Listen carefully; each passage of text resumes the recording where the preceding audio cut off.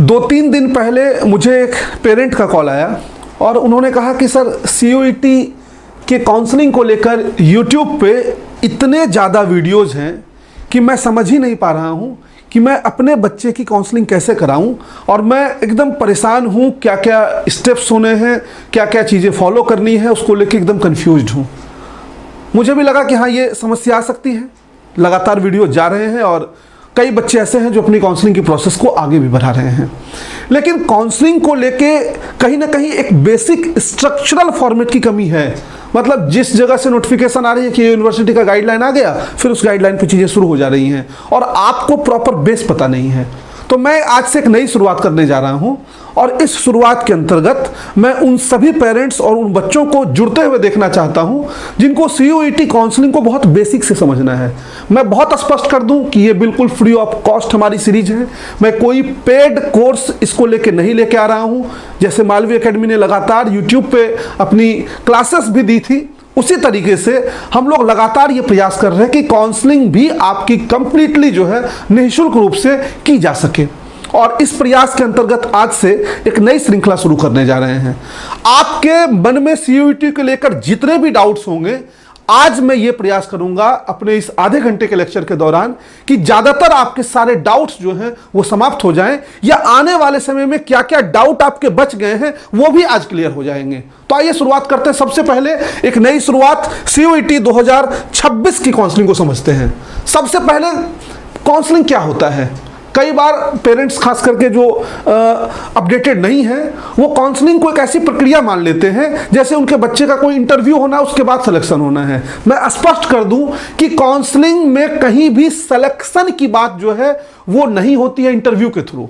Counselling एक online प्रक्रिया है और इस प्रक्रिया में आप केवल और केवल अपने यूनिवर्सिटी या कॉलेज को चूज करते हैं। कैसे चूज करते हैं? जब आपका रिजल्ट आ गया, आपके पास एक स्कोर है, नॉर्मलाइज्ड स्कोर। इस स्कोर के आधार पर आपको कौन कौन सा कॉलेज मिल सकता है, यह इस काउंसलिंग में तय होता है।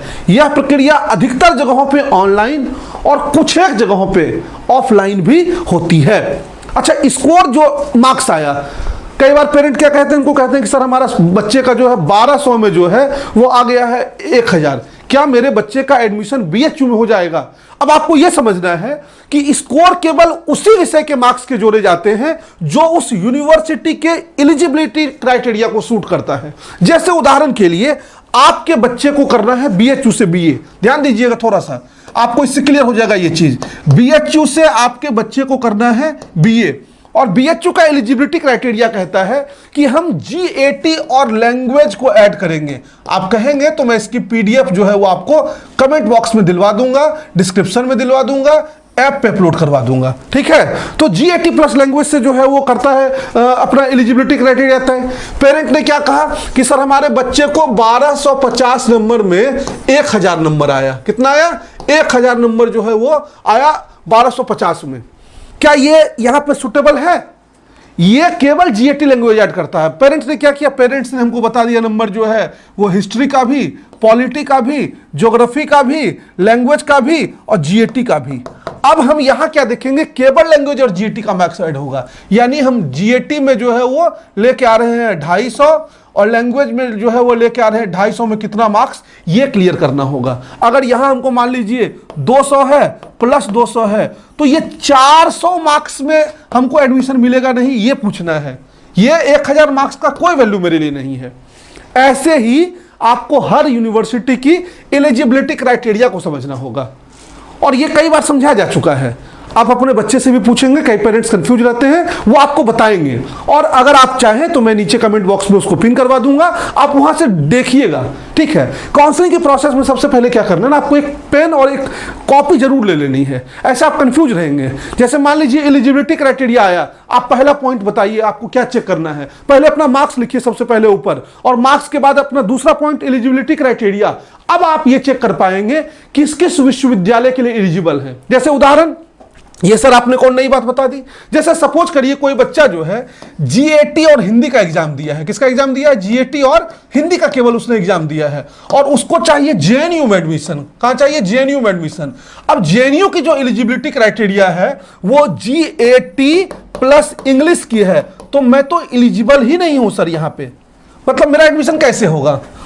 एक तुम एलिजिबिलिटी क्राइटेरिया के बाहर हो गए, मार्क्स भी मैं कैसे लाऊंगा, क्योंकि इंग्लिश का मार्क्स जुड़ेगा, हिंदी का मार्क्स जुड़ना ही नहीं है, इंग्लिश का ही मार्क्स जुड़ेगा, यानी ये बच्चा जो है नॉट एलिजिबल है, वह एलिजिबल नहीं है। तो ये ध्यान देना होगा कि आपने जो एग्जाम दिया था, उस एग्जाम में जिन जिन पेपर्स को दिया था, उस पेपर के थ्रू आप कहां कहां एलिजिबल हो रहे हैं, और केवल उसी विषय के मार्क्स उस यूनिवर्सिटी में जोड़े जाएंगे जो उसकी एलिजिबिलिटी क्राइटेरिया में है, ना कि सारा मार्क्स जोड़ लिया जाएगा।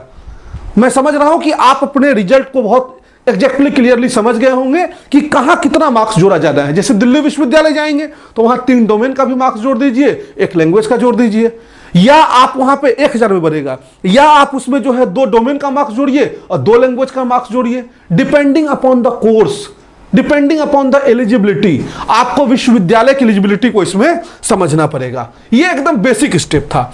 इसके बाद होती है हमारी काउंसलिंग की प्रक्रिया शुरू। अभी तक काउंसलिंग की प्रक्रिया शुरू नहीं किए हैं, ध्यान रखिएगा। अभी केवल आप अपनी माइंड मैपिंग कर रहे थे कि सर अच्छा इतना मार्क्स आया है, मैं इस जगह एलिजिबल हो रहा हूं, ये आपको पता चल गया। जिस भी जगह एलिजिबल है और जितना मार्क्स बन रहा है, आप एक पेज पेपर पर लिख लीजिए कि सर मैं बीएचयू में इस सब्जेक्ट में एलिजिबल हूं, मैं डीयू में एलिजिबल हूं, मैं जेएनयू में एलिजिबल हूं, मैं हैदराबाद यूनिवर्सिटी में एलिजिबल हूं, या आपको जो अच्छा यूनिवर्सिटी लगता है, जो जो विश्वविद्यालय लगते हैं पार्टिसिपेट कर रहे हैं सीयूईटी में, उसकी भी पीडीएफ उसके वेबसाइट पे भी है, हम लोग भी डलवा देंगे।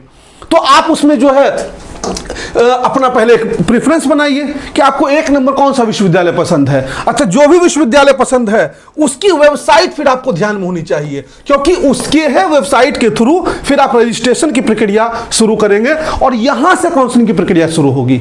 अब जैसे बेसिक रजिस्ट्रेशन 2 विश्वविद्यालय भी शुरू कर चुका है, एक आपका शुरू कर चुका है दिल्ली यूनिवर्सिटी और दूसरा शुरू कर चुका है जेएनयू। इन दोनों को छोड़कर ज्यादातर यूनिवर्सिटीज ने इस बेसिक रजिस्ट्रेशन को शुरू नहीं किया है। बेसिक रजिस्ट्रेशन करेंगे, सबसे पहले ध्यान रखिएगा, अभी इसके बारे में और डिटेल बताएंगे। बेसिक रजिस्ट्रेशन जैसे क्या होता है ये देख लीजिए। बेसिक रजिस्ट्रेशन में यूनिवर्सिटी ने डेट निकाला कि हम इस डेट से इस डेट तक जो है एप्लीकेंट्स को आमंत्रित कर रहे हैं कि अपने मार्क्स के बेसिस पे आइए और अप्लाई करिए यूनिवर्सिटी में। ध्यान देने योग्य बात यह है कि अगर आप रजिस्ट्रेशन कर लेते हैं और एलिजिबल नहीं है तो आपका एडमिशन नहीं होगा। ध्यान रखिएगा, एलिजिबिलिटी को जरूर चेक करिएगा तब रजिस्ट्रेशन करिएगा। हर यूनिवर्सिटी अलग अलग रजिस्ट्रेशन करना होगा, यानी एग्जाम भले ही एक दिए हैं लेकिन हर यूनिवर्सिटी के लिए अलग से रजिस्ट्रेशन फी आपको पे करना होगा, तब आप जाकर रजिस्टर करेंगे। रजिस्ट्रेशन के लिए यूनिवर्सिटी की वेबसाइट पर जाएंगे, सीयूईटी एप्लीकेशन नंबर और डेट ऑफ बर्थ के थ्रू आप रजिस्ट्रेशन लॉगिन करेंगे तो आपके रजिस्टर्ड ईमेल आईडी जिससे आपने फॉर्म भरा था उस पर एक ओटीपी जाएगा। उस ओटीपी के बाद आपको आगे का फॉर्म खोल के दिख जाएगा। कई डिटेल्स उसमें ऑलरेडी होंगे, आपके पर्सनल डिटेल जो है वो दिखेंगे, जैसे 12th एकेडमिक डिटेल्स और डॉक्यूमेंट्स आपको फिर अपलोड करना होगा, क्योंकि जिस समय आपने फॉर्म भरा था तो ये तो सरकार मान के चल रही है ना, एनटीए जो है, कि उस समय 12th अपियरिंग चल रहा था। कई बच्चे ड्रॉप है, वो अलग विषय है, लेकिन वो तो मान के चल रही थी कि अपियरिंग है, अभी आपका रिजल्ट आने वाला है, तो आपको वो डिटेल्स वहां पे ऐड करने होंगे जो भी वो मांग रहा होगा। इसमें डेट ऑफ बर्थ और कैटेगरी जो है वो बदल सकते हैं। जैसे आपने फॉर्म अप्लाई करते वक्त ईडब्ल्यूएस डाल दिया या ओबीसी डाल दिया, आपके पास सर्टिफिकेट है ही नहीं। अब आप या तो सर्टिफिकेट बनवा लीजिए, या तो अगर आपको लगता नहीं है तो आप अपनी कैटेगरी वगैरह सही कर सकते हैं, वहां पे जनरल में कर लीजिए। नाम, registered email ID, registered phone number, photo, signature, ये सब नहीं बदल सकते हैं। कुछ बेसिक डिटेल्स बदल देंगे तो पूरा गेम हो जाएगा ना। एग्जाम कोई और दिया, कोई और बच्चा जाके वहां पे जो है एडमिशन ले लेगा। इसीलिए कुछ चीजों में लॉक लगा रहता है, वो आप नहीं बदल सकते हैं। इसमें अगर गलती है तो फिर इसका निवारण के लिए एक अलग से वीडियो बनाना पड़ेगा और आपको एनटीए ऑफिस का चक्कर लगाने पड़ेंगे। ये इतनी आसान प्रक्रिया नहीं है, ठीक ना। फिर डॉक्यूमेंट क्या क्या लगते हैं, क्या क्या डॉक्यूमेंट लगते हैं सर, इसमें कौन कौन से डॉक्यूमेंट तैयार करने हैं। जमीन, खेत का जमीन नहीं लिखना है आपको कि लंबा तगड़ा जो है बही खाता पूरा गोतिया का निकालना है, एकदम परेशान हो जाए डॉक्यूमेंट के लिए। बेसिक डॉक्यूमेंट जो सबके पास होता है, जैसे आधार कार्ड होना चाहिए आपके पास, 10th का मार्कशीट होना चाहिए, 12th का मार्कशीट होना चाहिए, आपके कैटेगरी सर्टिफिकेट होना चाहिए। अब यहाँ पे कई लोग कहेंगे सर मेरे पास कैटेगरी सर्टिफिकेट नहीं है, तो भैया नहीं है तो या तो आप जनरल में जाइए या तो आप जो है कैटेगरी बनवाइए, तभी ना काम करेगा। नहीं है क्या कोई सॉल्यूशन हो सकता है क्या? या कई लोग कहेंगे सर पुराना है तो उसको अपडेट करवाइए एज सुन एज पॉसिबल। फिर कहोगे सर नहीं अपडेट होगा तो क्या होगा? तो कई यूनिवर्सिटी आपको टाइम देती है, कई नहीं देती है। तो आपके पास ये सर्टिफिकेट होने चाहिए और बहुत ही कम कम जगहों पे बने अरेस्ट गैप सर्टिफिकेट क्या होता है कि एफिडेविट करवा लेते हैं। ध्यान रखिएगा हर जगह पे लागू भी नहीं है, हर जगह केवल एप्लीकेशन ये उन बच्चों के लिए है जिन्होंने पिछले साल ही 12th दे दिया था कि सेवा में प्रधानाचार्य महोदय, सेवा में डीन महोदय, सेवा में प्रिंसिपल महोदय, हमने 1 साल पढ़ाई में बिताया है, या तो एफिडेविट के थ्रू या तो कई जगहों पे व्हाइट शीट पे ही वो मान लेते हैं। ज़्यादातर जगहों पे तो मांगता ही नहीं है, इस नाम से कोई सर्टिफिकेट आपको इशू कॉलेज वगैरह में नहीं होता है, ठीक ना। और बैंक डिटेल्स बहुत ध्यान से भरिएगा, क्योंकि अगर आप अनेक जगहों पर रजिस्ट्रेशन करते हैं, जैसे बीएचयू में भी कर दिए, डीयू में भी कर दिए, जेएनयू में कर दिए, फी भी पेमेंट हर जगह करते गए, तो भैया एडमिशन तो एक जगह लोगे ना, तो जहां जहां कैंसिल करोगे वहां का पैसा कम से कम कुछ कट के आपको जो भी मिलना हो वो रिफंड हो जाए। तो ये एक बेसिक रजिस्ट्रेशन के प्रोसेस में इतनी बातों का ध्यान देना है। समझ में आया? अब आपने क्या कर लिया, रजिस्ट्रेशन कर लिया। अब बेसिक रजिस्ट्रेशन के बाद दूसरा जो इंपॉर्टेंट पॉइंट होता है वो होता है यूनिवर्सिटी का, कि आपका चॉइस लेना। किसी जगह उसको चॉइस फिलिंग कहते हैं, किसी जगह उसको प्रेफरेंस एंट्री फॉर्म कहते हैं, कई जगहों पर उसको प्रोग्राम सिलेक्शन कहते हैं।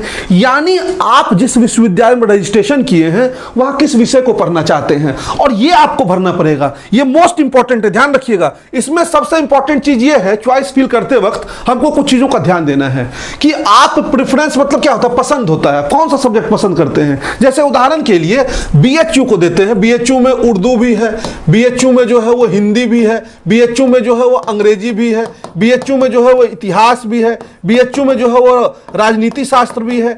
ऐसे बीए करने के लिए सपोज करिए ढेर सारे सब्जेक्ट हैं। आप क्या करना चाहते हैं? आपका पहला चॉइस क्या है? आप सबसे पहले उर्दू को वरीयता देना चाहते हैं या सबसे पहले इतिहास को वरीयता देना चाहते हैं? उस क्रम में उसको सजाएंगे कोर्स वाइज। जैसे बीए का कोर्स है, बीएससी के कोर्स होंगे तो फिजिक्स, केमिस्ट्री, मैथ्स। आप अनेक कोर्सेस में हैं तो अनेक जगह पे मतलब मल्टीपल कोर्सेस में अगर एलिजिबल हैं, आप बीए के लिए भी एलिजिबल हैं, बीएससी के लिए भी, तो दोनों के प्रेफरेंस को अलग अलग उसमें भरेंगे जो है। और फिर आप क्या करेंगे, सब्जेक्ट एलोकेशन अपना देखेंगे, इसमें क्या आपने कौन सा सब्जेक्ट जो है वह चूज किया है। फिर किस जगह पे, जैसे ये एफिलेटेड कॉलेज में हो सकता है, मेन कैंपस में हो सकता है, दोनों जगहों पे हो सकता है, तो आपका वरीयता क्या है। जैसे इसमें 2 तरीके होंगे। जैसे बीएचयू के संदर्भ में अगर मैं बात करूं तो बीएचयू में हिस्ट्री जो है वो मेन कैंपस में भी होगा, वो एमएमबी में भी होगा, वो एफिलेटेड कॉलेज में भी होगा। तो आपकी प्रायोरिटी क्या है, बीएचयू मेन कैंपस में पढ़ना है या हिस्ट्री पढ़ना है। जैसे सपोज करिए आपकी प्रायोरिटी है हिस्ट्री पढ़ना, तो आप हो सकता है हिस्ट्री रखेंगे मेन कैंपस, फिर हिस्ट्री रखेंगे एमएमबी, फिर हिस्ट्री रखेंगे एफिलेटेड कॉलेज, ऐसा करके रख सकते हैं। या आपकी प्रायोरिटी नहीं, मुझे मेन कैंपस में ही पढ़ना है सर, कुछ भी हो जाए, तो पहले हिस्ट्री रखेंगे, फिर पॉलिटी रख देंगे, फिर ज्योग्राफी रख देंगे, सारे मेन कैंपस के हिसाब से अरेंज करेंगे। ये बहुत इंपॉर्टेंट पार्ट है, ध्यान दीजिएगा। अब जब जैसे जैसे यूनिवर्सिटीज का प्रेफरेंस आता जाएगा उस पर डिटेल में बताते जाएंगे। यहां ध्यान में केवल इतना आपको दिलाना चाहता हूं कि आपको ज्यादातर प्रेफरेंस भरने हैं और आप अपनी पसंद के अनुसार उसको भरिएगा, मार्क्स के हिसाब से नहीं। कई जगह मैं वीडियोज में देख रहा हूं, इस मार्क्स पे ये कॉलेज मिल जाएगा, कैसे क्या, कौन सा कॉलेज मिल जाएगा, क्या मतलब भाई, इस मार्क्स पे ये कॉलेज नहीं मिलेगा तो हमको क्या नुकसान हो जाएगा अगर भर देंगे। जैसे सपोज करो हमको पता है 640 में हमको सेंट स्टीफेंस नहीं मिलना है, 1 नंबर में डाल देंगे तो हमको क्या नुकसान है, कोई नुकसान है क्या उससे। अगर 640 में हमको मान लीजिए कोई कॉलेज मिलता है, जाकिर हुसैन मिलता है, और हम 96वें नंबर पे भी उसको दिए हैं जाकिर हुसैन को, और कोई बच्चा पहले नंबर पे दिया है जाकिर हुसैन को, कोई फर्क नहीं पड़ता है। पहले हमको मिलेगा जाकिर हुसैन क्योंकि मेरा 640 मार्क्स है, और जिसने पहले नंबर पे दिया है उसका 620 मार्क्स है। तो प्रेफरेंस आपकी पसंद के हिसाब से होना चाहिए। समझ में आया?